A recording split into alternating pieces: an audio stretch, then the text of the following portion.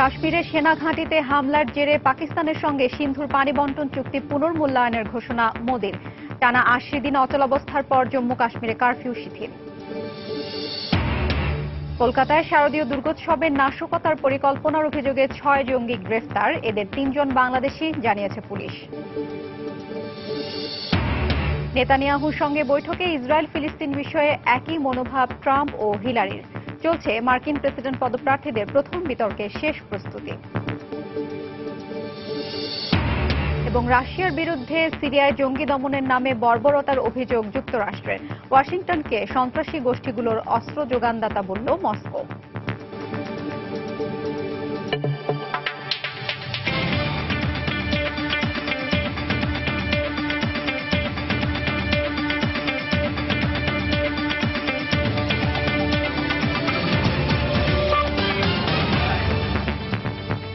আন্তর্জাতিক সময়ের সঙ্গে আছি আমি হাফসাতুন্নেসা। ভারত পাকিস্তানের মধ্যে ১৯৬০ সালে সম্পাদিত সিন্ধুর পানি বণ্টন চুক্তি পুনর্মূল্যায়নের ঘোষণা দিয়েছে মোদী সরকার। এ বিষয়ে আজ প্রধানমন্ত্রী নরেন্দ্র মোদী তার মন্ত্রিপরিষদ সদস্যদের সাথে বৈঠক করেন। এর মধ্যেই ভারতের ক্ষমতাসীন বিজেপি প্রধান অমিত শাহ বলেছেন, কাশ্মীরকে কেউ ভারত থেকে বিচ্ছিন্ন করতে পারবে না।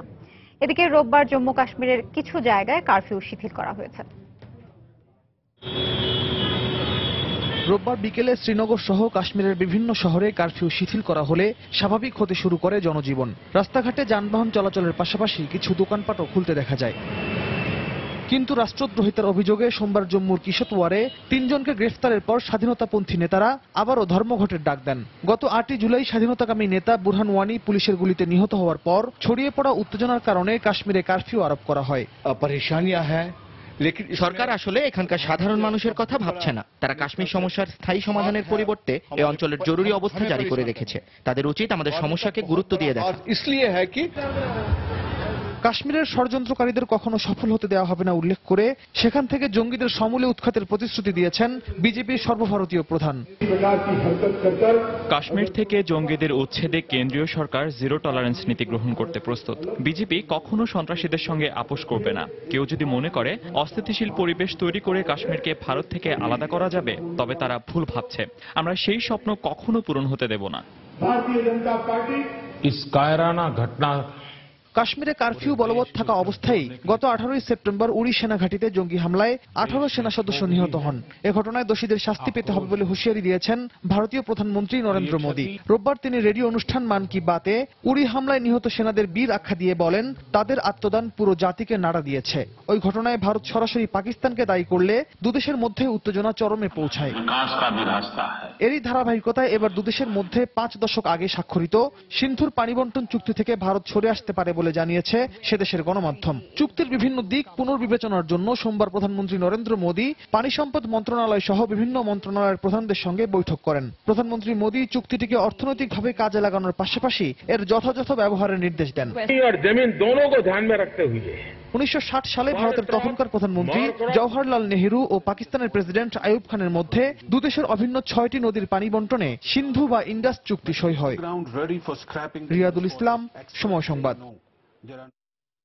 কলকাতায় শারদীয় দুর্গোৎসবে নাশকতার পরিকল্পনার অভিযোগে 6 সন্দেহভাজন জঙ্গিকে গ্রেফতার করেছে পুলিশ। এদের মধ্যে 3 জন বাংলাদেশি নাগরিক এবং জেএমবি সদস্য বলে পুলিশের পক্ষ থেকে জানানো হয়েছে। এছাড়াও গ্রেফতারকৃত 6 জনের মধ্যে 5 জনের বিরুদ্ধে বর্ধমান বিস্ফোরণ ঘটনায় জড়িত থাকার অভিযোগ রয়েছে বলেও জানানো হয়। সোমবার কুচবিহার থেকে 1 জন, বনগাঁও থেকে 2 জন, বসিরহাট থেকে 2 জন এবং একজনকে আসাম থেকে গ্রেফতার করা হয়। গ্রেফতারকৃতদের সবাই জামাতুল মুজাহিদিনের সদস্য এবং আসন্ন দুর্গাপূজায় কলকাতার উত্তর পূর্বাঞ্চলে বড় ধরনের নাশকতার পরিকল্পনা করছিল। গ্রেফতারকৃত 6 জনের কাছ থেকে বিস্ফোরক দ্রব্য, বেশ কয়েকটি ল্যাপটপ ও মোবাইল ফোনও উদ্ধার করে পুলিশ। যুক্তরাষ্ট্রের অভ্যন্তরীণ নানা বিষয়ে দ্বিমত থাকলেও ফিলিস্তিন ইসরায়েল ইস্যুতে একই মনোভাব ব্যক্ত করেছেন রিপাবলিকান ডোনাল্ড ট্রাম্প ও ডেমোক্রেট হিলারি ক্লিন্টন। রোববার ট্রাম্প ইসরায়েলি প্রধানমন্ত্রী বিনিয়ামিন নেতানিয়াহুর সাথে সাক্ষাৎ করে প্রতিশ্রুতি দিয়েছেন, নির্বাচনে জয়ী হলে জেরুজালেমকে ইসরায়েলের রাজধানী হিসেবে স্বীকৃতি দেবেন। এরপর হিলারিও যুক্তরাষ্ট্র সফররত ইসরায়েলি প্রধানমন্ত্রীকে জানান, সমস্যা সমাধানে জাতিসংঘের কোনো প্রস্তাব চাপিয়ে দেওয়ার চেষ্টা তিনি মেনে নেবেন না। এমন অবস্থায় চলছে প্রেসিডেন্ট পদপ্রার্থীদের প্রথম বিতর্কের প্রস্তুতি। মেক্সিকোতে রোববার ট্রাম্প বিরোধী বিক্ষোভ হয়। এই বিক্ষোভকারীদের বক্তব্য, কট্টর অভিবাসন বিরোধী ডোনাল্ড ট্রাম্প কোনোভাবেই যুক্তরাষ্ট্রের প্রেসিডেন্ট হওয়ার যোগ্য নয়। আমি এখানে এসেছি কারণ আমি ট্রাম্পকে অপছন্দ করি। ট্রাম্প মেক্সিকোর সীমান্তে দেয়াল তুলতে চায়। তাতে কেবল ক্ষতি ছাড়া কারো কোনো মঙ্গল হবে না। মেক্সিকো নীতির কারণে যখন চরম সমালোচিত ট্রাম্প, তখন ইসরায়েল সম্পর্কে তার নীতি রীতিমতো প্রশ্রয়ের। রোববার যুক্তরাষ্ট্র সফরকালে নেতানিয়াহু যখন ট্রাম্পের সাথে সাক্ষাৎ করেন, তখন তিনি আশ্বাস দেন জয়ী হলে জেরুজালেমকে ইসরায়েলের রাজধানী হিসেবে স্বীকৃতি দেবেন তিনি। এছাড়া 90 মিনিটের বৈঠকে ইসরায়েল যুক্তরাষ্ট্র সম্পর্ক চিরকাল অমলিন এবং দৃঢ় থাকবে বলেও আশাবাদ ব্যক্ত করেন ট্রাম্প। বলেন, মুসলিম সন্ত্রাসবাদের চিরশত্রু ইসরায়েলকে মিসাইল তৈরিতে সহায়তা করে খুবই উত্তম সিদ্ধান্ত নিয়েছে যুক্তরাষ্ট্র। এরপরই নেতানিয়াহুর সাথে সাক্ষাৎ করেন ডেমোক্রেট দলীয় প্রার্থী হিলারি ক্লিন্টন। ইসরায়েল ফিলিস্তিন ইস্যুতে ট্রাম্পের মতো তোয়াজ করা বক্তব্য রাখেন তিনিও। নেতানিয়াহুকে জানান, দ্বিরাষ্ট্রনীতির ভিত্তিতে ফিলিস্তিন ইসরায়েল সমস্যার সুরাহা চান তিনি। তবে এক্ষেত্রে কারো দিক থেকে কোনো সিদ্ধান্ত চাপিয়ে দেওয়ার চেষ্টা তিনি মেনে নেবেন না। তেল আবিবকে মার্কিন সামরিক সহায়তা দেওয়ার বিষয়ে বলেন, নিরাপদ আর শক্তিশালী ইসরায়েল খুবই গুরুত্বপূর্ণ যুক্তরাষ্ট্রের জন্য।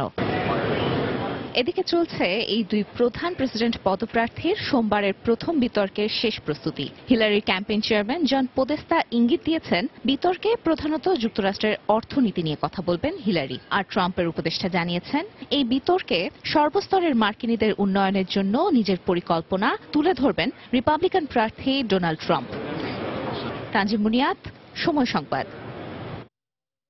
যুক্তরাষ্ট্রের ইলিনয় বিশ্ববিদ্যালয় ক্যাম্পাসের কাছে বন্দুকধারীর আলাদা দুটি হামলায় একজন নিহত ও আহত হয়েছে 5 জন। পুলিশ জানায়, রোববার একটি বাড়িতে অনুষ্ঠান চলাকালে দুই ব্যক্তির মধ্যে বাকবিতণ্ডা হয়। এক পর্যায়ে তাদের মধ্যে একজন বেশ এলোপাতাড়ি গুলি ছুড়লে একজন নিহত ও 4 জন আহত হয়। এর কয়েক ঘন্টা পর আরও একটি বন্দুক হামলার ঘটনা ঘটে, এতে একজন আহত হয়। বন্দুকধারীর খোঁজে পুলিশ তল্লাশি চালিয়ে যাচ্ছে। পুলিশের ধারণা, দুটি ঘটনার মধ্যে যোগসূত্র রয়েছে।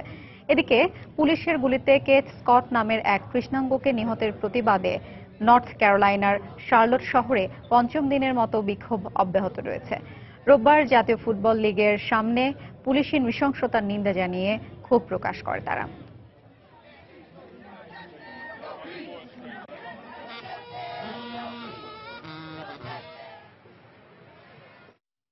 আন্তর্জাতিক সময় আরো দেখবেন। 2রা অক্টোবর প্যারিস জলবায়ু চুক্তি অনুমোদন করবে ভারত, স্বাগত জানালো যুক্তরাষ্ট্র ও ফ্রান্স।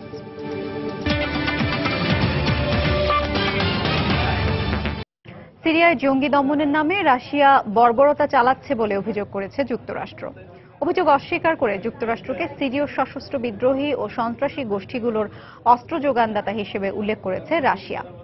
এর মধ্যে সিরিয়া যুদ্ধ শেষ করতে সংশ্লিষ্ট পক্ষগুলোর প্রতি আহ্বান জানিয়েছেন জাতিসংঘের মহাসচিব বান কি মুন। এদিকে রোববার সিরিয়ার 4টি শহরে ত্রাণ সরবরাহ করেছে কয়েকটি দাতব্য সংস্থা। রোববার বিভিন্ন দাতব্য সংস্থার ত্রাণবাহী 70টি ট্রাক সিরিয়ার 4টি শহরে জরুরি সাহায্য নিয়ে পৌঁছায়। WFP বা বিশ্ব খাদ্য কর্মসূচির কর্মকর্তারা জানান, এদিন দামেস্কের উপকণ্ঠ মাদায়া, আল জাবদানি এবং উত্তর পশ্চিমাঞ্চলীয় ইদলিব প্রদেশের আলফোয়া ও কেফরায়ায় ত্রাণ সরবরাহ করা হয়। এর পাশাপাশি যুদ্ধবিরতির পর গত সপ্তাহে উত্তরাঞ্চলীয় আলেপ্পোয় নতুন করে শুরু হওয়া সহিংসতা অব্যাহত রয়েছে। সরকারি বাহিনীর নিয়ন্ত্রণে থাকা হান্দারাত এলাকায় রোববার তীব্র লড়াই চলতে দেখা যায়। জাতিসংঘের বিশেষ দূত স্টাফান ডি মিস্চুরার দেয়া তথ্য মতে আলেপ্পোয় নতুন করে সহিংসতায় 213 বেসামরিক নাগরিক নিহত হয়েছে। এই লড়াইয়ে শিশুদের ব্যাপক প্রাণহানির ঘটনায় উদ্বেগ প্রকাশ করে রোববার সেভ দ্য চিলড্রেন জানায়, গত দুদিনে আলেপ্পোর বিভিন্ন অংশে ধ্বংসস্তূপের নিচ থেকে উদ্ধার করা হতাহতদের প্রায় অর্ধেকই শিশু। গত কয়েকদিনে আলেপ্পোর বিদ্রোহী নিয়ন্ত্রিত এলাকাগুলোতে রাশিয়ার সহযোগিতায় সরকারি বাহিনী বিমান হামলা জোরদার করার পরিপ্রেক্ষিতে যুক্তরাষ্ট্র, যুক্তরাজ্য ও ফ্রান্সের অনুরোধে রোববার নিরাপত্তা পরিষদের জরুরি অধিবেশন বসে। এতে সিরিয়ায় নির্বিচারে হামলা চালানোর বিষয়ে পাল্টাপাল্টি অভিযোগ করে যুক্তরাষ্ট্র ও রাশিয়া। বেসামরিক সিরীয়দের উপর রাশিয়া বোমা ফেলছে উল্লেখ করে দেশটির বিরুদ্ধে বর্বরতার অভিযোগ তোলে যুক্তরাষ্ট্র। জাতিসংঘে নিযুক্ত যুক্তরাষ্ট্রের প্রতিনিধি সামান্থা পাওয়ার বলেন, সিরিয়ায় অভিযান পরিচালনার বিষয়ে জাতিসংঘকে ভুল তথ্য দিয়েছে Russia. is not counterterrorism, it is barbarism. Russia সিরিয়ায় যা করছে তা সন্ত্রাস বা জঙ্গি বিরোধী লড়াই নয়, স্রেফ বর্বরতা। যুদ্ধবিরতি কিংবা শান্তি প্রতিষ্ঠার চেষ্টার বদলে রাশিয়া ও আসাদ সরকার হাসপাতাল ও উদ্ধারকর্মীদের ওপর বোমা ফেলছে। গত 5.5 বছর ধরে যারা ভুগছে, এখনো তারা বোমাতঙ্কে দিন কাটাচ্ছে। laying waste এই অভিযোগ অস্বীকার করে যুক্তরাষ্ট্রের বিরুদ্ধে সিরিয়ার সশস্ত্র বিদ্রোহী ও সন্ত্রাসী গোষ্ঠীগুলোকে অস্ত্র সরবরাহের পাল্টা অভিযোগ করেন জাতিসংঘে নিযুক্ত রাশিয়ার প্রতিনিধি ভিতালি চুরকিন। সিরীয় বাহিনী সন্ত্রাসী গোষ্ঠীগুলোকে নির্মূল করছে জানিয়ে তিনি বলেন, অভিযানে বেসামরিক প্রাণহানি যেন না হয় তার সর্বোচ্চ চেষ্টা করা হয়। যুক্তরাষ্ট্র সশস্ত্র বিদ্রোহীদের অস্ত্র সরবরাহের পাশাপাশি সরকার নিয়ন্ত্রিত অঞ্চলগুলোতে বোমা ফেলছে। অব্যাহত বোমা হামলার মধ্যে সিরিয়ায় কোনোভাবেই শান্তি প্রতিষ্ঠা সম্ভব নয়। একই বৈঠকে জাতিসংঘে নিযুক্ত সিরীয় দূত বাশার জাফরি বলেন, সরকারি বাহিনীর উপর দোষ চাপানোর লক্ষ্য নিয়ে সিরিয়ায় জঙ্গি গোষ্ঠী আহরার আল শাম বেসামরিক নাগরিকদের উপর রাসায়নিক অস্ত্র ব্যবহারের পরিকল্পনা করছে। আলেপ্পোয় নতুন করে সহিংসতায় শঙ্কা প্রকাশ করে সিরীয় যুদ্ধ শেষ করতে সংশ্লিষ্ট পক্ষগুলোর প্রতি আহ্বান জানিয়েছেন জাতিসংঘের মহাসচিব বান কি মুন। রোববার এক বিবৃতিতে তার মুখপাত্র মহাসচিবের এই উদ্বেগের কথা জানান। ব্রিটিশ পররাষ্ট্রমন্ত্রী বরিস জনসনও রাশিয়ার বিরুদ্ধে সিরিয়ায় সহিংসতার অভিযোগ করেছেন। রোববার বিবিসির সঙ্গে সাক্ষাৎকারে গত সোমবার ত্রাণবহরে হামলার ঘটনাকে যুদ্ধাপরাধ হিসেবে মন্তব্য করেন তিনি। দেলোয়ার হোসেন, সময় সংবাদ। ইরাকে আলাদা দুটি বোমা হামলায় অন্তত 14 জন আহত হয়েছে প্রায় 40 জন। রোববার রাজধানী বাগদাদের পশ্চিমাঞ্চলের এসকান জেলায় আত্মঘাতী বোমা হামলায় 6 জন আহত হয় 16 জন। একই দিনের মধ্যে বাগদাদের একটি বাজারে আরো একটি বোমা হামলা চালানো হলে অন্তত 8 জন নিহত হয়। পরে আলাদা বিবৃতিতে দুটি হামলার দায় স্বীকার করে জঙ্গি সংগঠন আইএস। এ নিয়ে গেল দুদিনে বাগদাদে 3টি হামলা চালানো হলো। এদিকে দেশটির আনবার প্রদেশে সরকারি বাহিনীর অভিযান অব্যাহত রয়েছে। এর অংশ হিসেবে রোববার সরকারি বাহিনীর স্থল ও বিমান অভিযানে 60 জন আইএস নিহত হয়েছে। তবে মসুল আইএসের কাছ থেকে দখলমুক্ত করতে বিদেশি সেনাদের সহায়তা নিতে অস্বীকৃতি জানিয়েছে ইরাকি সেনাবাহিনী।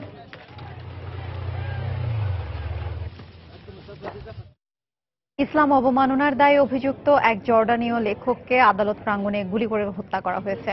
রোববার জর্ডানের রাজধানী আম্মানের সর্বোচ্চ আদালত প্রাঙ্গণে নাহিদ হাত্তা নামে ওই ব্যক্তিকে হত্যা করে দুর্বৃত্তরা।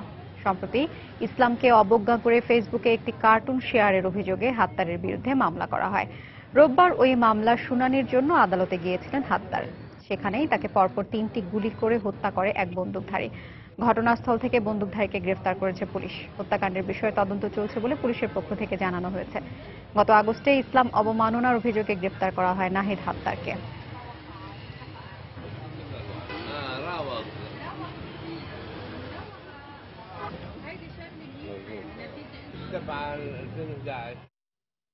দু 2015 সালে ফ্রান্সে স্বাক্ষরিত প্যারিসে জলবায়ু চুক্তি অনুমোদন করবে বলে জানিয়েছে ভারত। রোববার দক্ষিণাঞ্চলীয় রাজ্য কেরালায় এক সভায় গিয়ে আকস্মিক ঘোষণা দেন দেশটির প্রধানমন্ত্রী নরেন্দ্র মোদী। আগামী 2রা অক্টোবর জাতির জনক মহাত্মা গান্ধীর জন্মদিনে চুক্তিটি অনুমোদন করা হবে বলে জানান তিনি। মোদী বলেন, গান্ধীজি এত সাধারণ জীবনযাপন করতেন যে পরিবেশের ন্যূনতম ক্ষতি সাধন হতো না। তার পুরো জীবনে খুবই সামান্য কার্বন নিঃসরণ হয়ে থাকতে পারে উল্লেখ করে ভারতের প্রধানমন্ত্রী পরিবেশ সংরক্ষণের সবাইকে মহাত্মা গান্ধীর জীবনাদর্শ অনুসরণ করার আহ্বান জানান। ভারতের এই সিদ্ধান্তকে স্বাগত জানিয়েছে যুক্তরাষ্ট্র ও ফ্রান্স। চীন, যুক্তরাষ্ট্র সহ 31টি দেশ চলতি বছরের শেষ হওয়ার আগেই চুক্তিটি অনুমোদনের ঘোষণা দিয়েছে। ভারত পৃথিবীর তৃতীয় সর্বোচ্চ কার্বন নিঃসরণকারী দেশ। ঘোষণা দেওয়া দেশগুলো তা কার্যকর করলে চুক্তিটি অনুমোদনকারী দেশের সংখ্যা 61তে দাঁড়াবে। চুক্তিটি বাস্তবায়নের জন্য 55টি দেশের অনুমোদন প্রয়োজন। কলম্বিয়ার ফার্ক বিদ্রোহীদের সঙ্গে সম্প্রতি স্বাক্ষরিত শান্তি চুক্তি দেশটির অর্থনীতিকে আরো সমৃদ্ধ করবে বলে মন্তব্য করেছেন কলম্বিয়ার প্রেসিডেন্ট ম্যানুয়েল সান্তোস। একই সঙ্গে এর ফলে দেশটির সামাজিক কাঠামো পুনর্গঠিত হবে বলে জানান তিনি।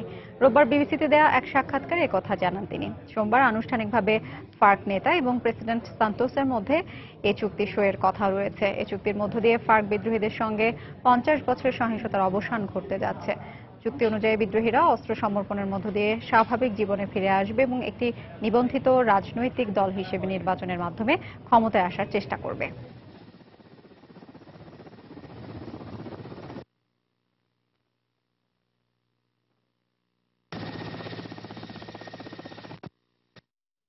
জাতিসংঘের পরবর্তী মহাসচিব পদে নির্বাচনের জন্য নিরাপত্তা পরিষদে সোমবার গোপন ব্যালটে ভোট অনুষ্ঠিত হওয়ার কথা রয়েছে।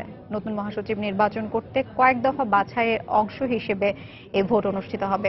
এদিন 9 জন প্রার্থীর ব্যাপারে ভোট হবে বলে জানা গেছে। তাদের মধ্যে ইউনেস্কোর সাবেক প্রধান ইরিনা বোকোভা, মলদোভার সাবেক পররাষ্ট্রমন্ত্রী নাতালিয়া জার্মেন, পর্তুগালের সাবেক প্রধানমন্ত্রী অ্যান্তোনিও গুতেরেস, নিউজিল্যান্ডের সাবেক প্রধানমন্ত্রী হেলেন ক্লার্ক, আর্জেন্টিনার পররাষ্ট্রমন্ত্রী সুসানা ম্যালকোরো, স্লোভেনিয়ার সাবেক প্রেসিডেন্ট ড্যানিলো টার্ক ও সার্বিয়ার সাবেক পররাষ্ট্রমন্ত্রী ভক জেরেমিক রয়েছেন। নিরাপত্তা পরিষদের 5 স্থায়ী সদস্য সহ মোট 15 সদস্য দেশ পছন্দের প্রার্থীর পক্ষে ভোট দেবে। এর মধ্যে প্রার্থীরা নিজেদের যোগ্য প্রমাণে নানাভাবে প্রচারণা চালিয়ে যাচ্ছেন। চলতি বছর 31 ডিসেম্বর বর্তমান মহাসচিব বান কি মুনের দ্বিতীয় মেয়াদের দায়িত্ব শেষ হবে।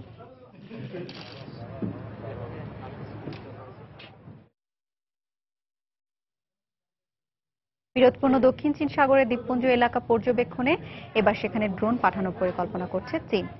ওই অঞ্চলে সমুদ্র তলদেশের খনিজ সম্পদের উপর নিজেদের কর্তৃত্ব প্রতিষ্ঠা এবং স্থাপনা নির্মাণ কার্যক্রম অব্যাহত রাখার উদ্দেশ্যে চীন ড্রোন পাঠানোর পরিকল্পনা গ্রহণ করেছে বলে দেশটির পক্ষ থেকে জানানো হয়েছে।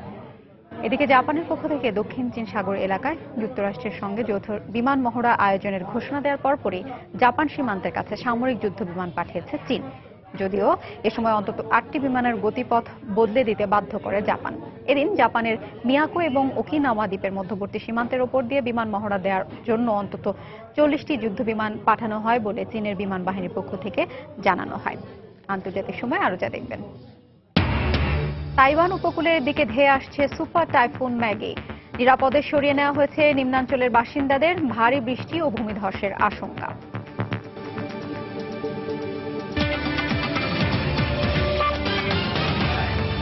ভারতে হয়ে গেল নয়াদিল্লি ওয়াশিংটন যৌথ সামরিক মহড়া। রোববার উত্তরাখণ্ড রাজ্যের রানীক্ষেত জেলার চৌবাট্টিয়া সামরিক ঘাঁটিতে বার্ষিক এ যৌথ মহড়া অনুষ্ঠিত হয়। 2004 সাল থেকে প্রতি বছর যুক্তরাষ্ট্র ও ভারতে এই যৌথ মহড়া অনুষ্ঠিত হয়ে আসছে। এবছর তৃতীয়বারের মতো ভারতে এ মহড়ার আয়োজন করা হয়। এতে অংশ নেন দুই দেশের 450 সেনা। সন্ত্রাস ও বিদ্রোহ দমনে দুই দেশের সেনাদের দক্ষতা আরও বাড়াতে এবং পারস্পরিক সম্পর্ক উন্নয়নে এই উদ্যোগ নেওয়া হয়েছে বলে জানান ভারতের প্রতিরক্ষা বিশেষজ্ঞরা।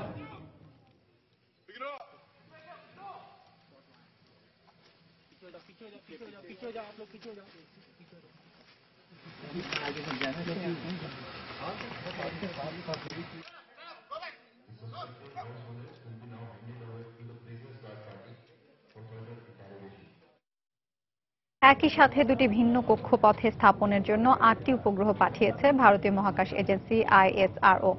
রোববার সংস্থাটির পক্ষ থেকে জানানো হয়, অন্ধ্রপ্রদেশের শ্রীহরিকোটা থেকে একটি রকেটে করে উপগ্রহগুলোর সফলভাবে উৎক্ষেপণ করা হয়েছে। এই 8টি উপগ্রহের মধ্যে 3টি ভারতীয়, 3টি আলজেরীয়, একটি কানাডার এবং একটি মার্কিন। এনডিটিভির খবর অনুযায়ী দুটি কক্ষপথে একই সাথে এই প্রথম উপগ্রহ পাঠানো হয়েছে।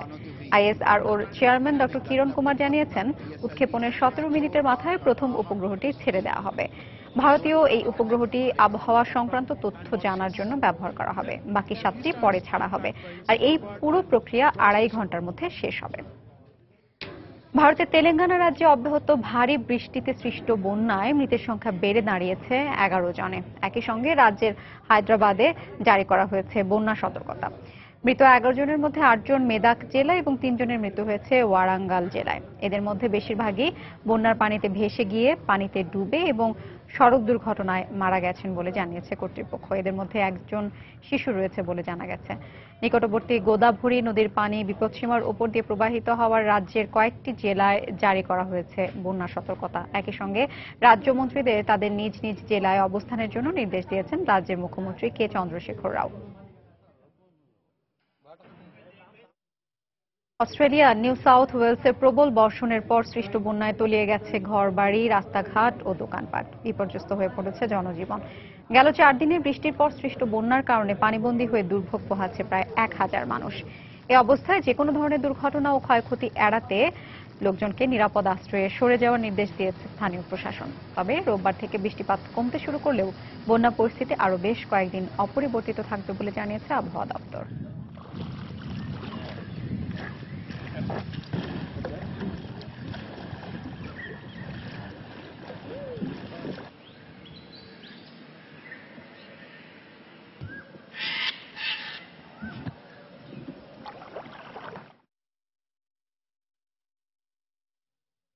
তাইওয়ানে আঘাত হানতে যাচ্ছে টাইফুন ম্যাগি। এরই মধ্যে সে দেশের সরকার সবাইকে নিরাপদ থাকার জন্য সতর্ক করেছে। একদিন আগেই জেলেরা তীরে ফিরতে শুরু করেছে। পাশাপাশি দেশটির দুর্যোগ ব্যবস্থাপনা বিভাগও তৎপর রয়েছে সব ধরনের অবস্থা মোকাবিলার জন্য। সরিয়ে নেওয়া হচ্ছে নিম্নাঞ্চলের বাসিন্দাদের। তাইওয়ানের আবহাওয়া বিভাগ জানিয়েছে ঘন্টায় 21 কিলোমিটার বেগে তাইওয়ানের উত্তর পূর্ব দিকে এগিয়ে যাচ্ছে টাইফুন ম্যাগি। পূর্বাভাস অনুযায়ী মঙ্গলবার নাগাদ টাইফুনটি আঘাত হানবে। এর প্রভাবে ভারী বর্ষণ ও ভূমিধসের আশঙ্কা করা হচ্ছে। ব্রিটেনের যুবরাজ উইলিয়াম ও রাজবধূ কেট মিডলটন তাদের 2 সন্তানকে নিয়ে কানাডা সফরে গেছেন। এ সময় বিমানবন্দরে তাদের স্বাগত জানান কানাডার প্রধানমন্ত্রী জাস্টিন ট্রুডো আর তার স্ত্রী। 8 দিনের সফরে রাজ দম্পতি বিভিন্ন প্রাকৃতিক দর্শনীয় স্থান ঘুরে দেখবেন, দেখা করবেন শরণার্থী ও আদি আমেরিকানদের সঙ্গে। বিয়ের পর দ্বিতীয়বারের মতো কানাডা সফরে গেছেন ব্রিটিশ রাজদম্পতি। তবে এবারে তাদের সঙ্গী হয়েছে পরিবারের সর্বকনিষ্ঠ 2 সদস্য জর্জ ও শার্লট। শনিবার বিকেলে তাদের বহনকারী বিমানটি অটোয়ায় অবতরণ করলে রাজদম্পতিকে স্বাগত জানান প্রধানমন্ত্রী জাস্টিন ট্রুডো ও তার স্ত্রী সোফি গ্রেগরি। পুত্রকন্যাকে নিয়ে এই সফর বিগত সময়ের তুলনায় সম্পূর্ণ আলাদা হবে বলেই ধারণা করা হচ্ছে। 3 বছর বয়সী প্রিন্স জর্জ ও 16 মাসের শার্লটের এটাই প্রথম রাজকীয় ভ্রমণ। কিন্তু নতুন দেশে আসার উচ্ছ্বাসের পরিবর্তে জর্জের চোখে মুখে ছিল রাজ্যের ক্লান্তি। দীর্ঘ 8 ঘন্টার যাত্রার কারণেই হয়তো প্রধানমন্ত্রী ট্রুডোর সঙ্গে করমর্দন বা হাই ফাইভ দেওয়ার কোনো আগ্রহই দেখাননি জর্জ।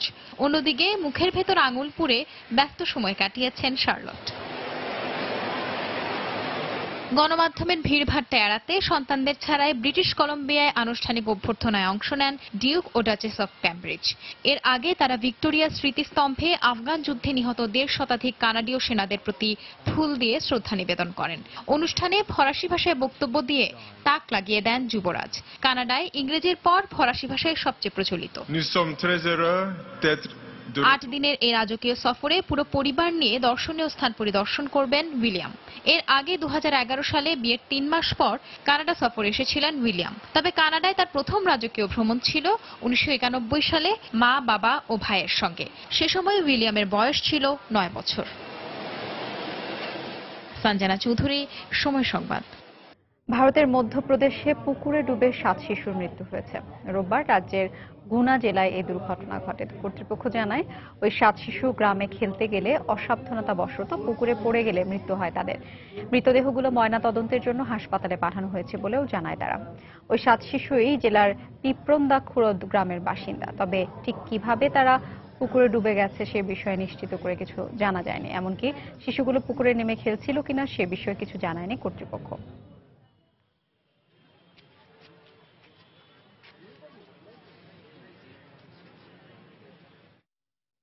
বিশ্বের বৃহত্তম রেডিও টেলিস্কোপের পরীক্ষামূলক ব্যবহার শুরু করতে যাচ্ছে চীন। রোববার এক অনাড়ম্বর অনুষ্ঠানের মধ্য দিয়ে এর পরীক্ষামূলক ব্যবহার শুরু হয়। দেশটির গুইঝুই প্রদেশে স্থাপিত এই টেলিস্কোপটির নির্মাণ কাজ শেষ হতে সময় লেগেছে প্রায় 5 বছর। এটি নির্মাণে ব্যয় হয়েছে প্রায় 18 কোটি মার্কিন ডলার। প্রায় 500 মিটার ব্যাসের টেলিস্কোপটি নির্মাণ শেষে এরই মধ্যে মহাকাশ থেকে প্রথম সিগন্যাল গ্রহণ করেছে। আপাতত এটির পরীক্ষামূলক ব্যবহার শুরু হলেও টেলিস্কোপটি পুরোপুরি কার্যকর হতে সময় লাগবে আরও কমপক্ষে 3 বছর। যুদ্ধ কবলিত সিরিয়া থেকে উন্নত দেশে পাড়ি জমানো শরণার্থীদের একটি বড় অংশের আশ্রয় হয়েছে উত্তর আমেরিকার দেশ কানাডায়। ভিন্ন দেশ ও সংস্কৃতির সঙ্গে ক্রমে মানিয়ে নেওয়ার চেষ্টা করছে তারা। কানাডার বিভিন্ন পরিবারে আশ্রয় পাওয়া সিরীয়রা বেশ স্বচ্ছন্দেই জীবন কাটাচ্ছেন। সম্প্রতি বিবিসির এক প্রতিবেদনে কানাডায় থাকা সিরীয় শরণার্থীদের কথা তুলে ধরা হয়েছে। ছন্দে ছন্দে ইংরেজি বর্ণমালা শিখছে শরণার্থী শিশুরা। মাত্র 9 মাস হলো তারা কানাডায় এসেছে। এর মধ্যেই ছোট ছোট বাক্যে ইংরেজি বলতে শিখেছে সিরীয় এই শিশুরা। কানাডায় আশ্রয় পাওয়া শরণার্থীদের প্রতি মানবিকতার হাত বাড়িয়েছে দেশটির অসংখ্য মানুষ। ব্যক্তিগতভাবে অনেকেই অসহায় শরণার্থীদের পরিবারের সদস্য করে নিয়েছেন। তাদের আন্তরিকতায় যৌথ পরিবারের মতো বসবাস করছে শরণার্থীরা। কানাডায় আসা নতুনদের ভাষা ও সংস্কৃতি শেখানোর অন্যতম উপায় হচ্ছে তাদের সঙ্গে গল্প করা। এখানেই তারা বাকি জীবন কাটাবে, তাই সবকিছুর সঙ্গেই পরিচিত হতে হবে। ভিন্ন সংস্কৃতিতে থাকলেও দেশীয় খাবারই সিরীয়দের প্রথম পছন্দ। সেই সঙ্গে দেশ ও স্বজনদের কথাও মনে পড়ে তাদের। আমরা এখানে ভালো আছি, কিন্তু সিরিয়া ও লেবাননে থাকা স্বজনদের কথা ভেবে কষ্ট পাই। কানাডার বেশিরভাগ মানুষ ইংরেজিতে কথা বলে। ফরাসিও দাপ্তরিক ভাষা হিসেবে স্বীকৃত।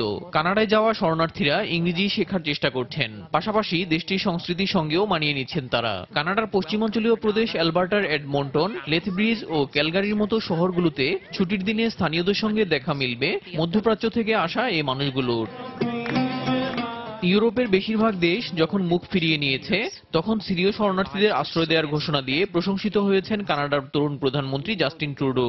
শরণার্থীদের জন্য কর্মসংস্থানের ব্যবস্থা করারও অঙ্গীকার করেছেন তিনি। 2015 সাল থেকে চলতি বছরের আগস্ট পর্যন্ত 31,000 সিরীয় শরণার্থীকে আশ্রয় দিয়েছে কানাডা। তাদের মধ্যে প্রায় 10,000 বিভিন্ন কানাডীয় পরিবারে আশ্রয় পেয়েছেন। দেলোয়ার হোসেন, সময় সংবাদ। যুগ যুগ ধরে বিভিন্ন ধরনের খেলা বিনোদনের অন্যতম মাধ্যম। এই বিনোদনে ভিন্ন মাত্রা যোগ করতে বিশ্বের নানা প্রান্তে প্রায় আয়োজন করা হয় ব্যতিক্রমী সব প্রতিযোগিতা। সম্প্রতি জার্মানির বাভারিয়ায় হয়ে গেল তেমনই এক ব্যতিক্রমী ষাঁড় দৌড় প্রতিযোগিতা। বাভারিয়ার মিউয়েনসিং শহরে চলছে উৎসবের আমেজ। 30 ডিগ্রি তাপমাত্রা উপেক্ষা করে রৌদ্রোজ্জ্বল দিনে মিউয়েনসিং শহরে জড়ো হয়েছে প্রায় 10,000 দর্শনার্থী। ব্যতিক্রমী ষাঁড় দৌড় প্রতিযোগিতা দেখার জন্যই এই জনসমাগম। এবারের আসরকে ঘিরেও ছিল অংশগ্রহণকারী ষাঁড়ের মালিক ও আগত দর্শকদের বিপুল উৎসাহ ও উদ্দীপনা। সব জায়গায় সাধারণত ঘোড়া দৌড় প্রতিযোগিতার আয়োজন করা হয়, কিন্তু এখানে তার বিপরীত হিসেবে স্থানীয়ভাবে এই ষাঁড় দৌড় প্রতিযোগিতার আয়োজন করা হয়। বাভারিয়ায় এই ষাঁড় দৌড় প্রতিযোগিতা অতুলনীয়। এটা একটা ঐতিহ্যবাহী খেলা, যদিও সব গ্রামে এখন আর এই খেলার প্রচলন নেই, তবে এখনো এটি অনেক জনপ্রিয়। বাভারিয়ার বেশিরভাগ গ্রামের কৃষকরাই কোনো না কোনো সময় এই প্রতিযোগিতায় অংশ নেওয়ার কথা ভেবেছেন। 24 বছর ধরে বাভারিয়ায় এই ব্যতিক্রমী আয়োজন করা হচ্ছে। প্রতিযোগিতার নিয়মটি খুবই সাধারণ। অংশগ্রহণকারী ষাঁড় তার মালিককে পিছে নিয়ে দৌড়ে পার করবে 100 মিটার পথ। যে সবার আগে এ পথ অতিক্রম করবে তার ভাগ্যেই জুটবে জয়ের মুকুট। এবছর সব প্রতিযোগীকে পেছনে ফেলে জয়ের মুকুটটি ছিনিয়ে নেয় মিশায়ে ফাতুসের ষাঁড় বেইজ। আর তাই তো 2016 সালের দৌড় প্রতিযোগিতায় বিজয়ী বেইজের মালিকের হাতে পুরস্কার হিসেবে তুলে দেওয়া হয় ট্রফি। আমি ওকে ভালোভাবে প্রশিক্ষণ দিয়েছি, ভালো খাবার দিয়েছি, যার ফল ওর এ বিজয়। প্রতি 4 বছর অন্তর বাভারিয়ায় এই ব্যতিক্রমী ষাঁড় দৌড় প্রতিযোগিতার আয়োজন করা হয়। শিরিন আক্তার, সময় সংবাদ। এ পর্যায়ে আবারও জানিয়ে দিচ্ছি আন্তর্জাতিক সময়ের শীর্ষ সংবাদগুলো। কাশ্মীরে সেনা ঘাঁটিতে হামলার জেরে পাকিস্তানের সঙ্গে সিন্ধুর পানি বন্টন চুক্তি পুনর্মূল্যায়নের ঘোষণা মোদির। টানা 80 দিন অচলাবস্থার পর জম্মু কাশ্মীরে কারফিউ শিথিল। কলকাতায় শারদীয় দুর্গোৎসবে নাশকতার পরিকল্পনার অভিযোগে 6 জঙ্গি গ্রেফতার। এদের 3 জন বাংলাদেশি, জানিয়েছে পুলিশ।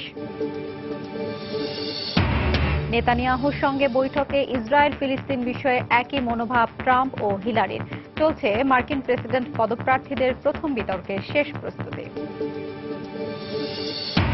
এবং রাশিয়ার বিরুদ্ধে সিরিয়ায় জঙ্গি দমনের নামে বর্বরতার অভিযোগ যুক্তরাষ্ট্রের। ওয়াশিংটনকে সন্ত্রাসী গোষ্ঠীগুলোর অস্ত্র যোগানদাতা বলল মস্কো। এই ছিল আন্তর্জাতিক সময়ে। যে কোনো খবর পেতে ভিজিট করুন সময়নিউজ.tv। সঙ্গে থাকুন সময়।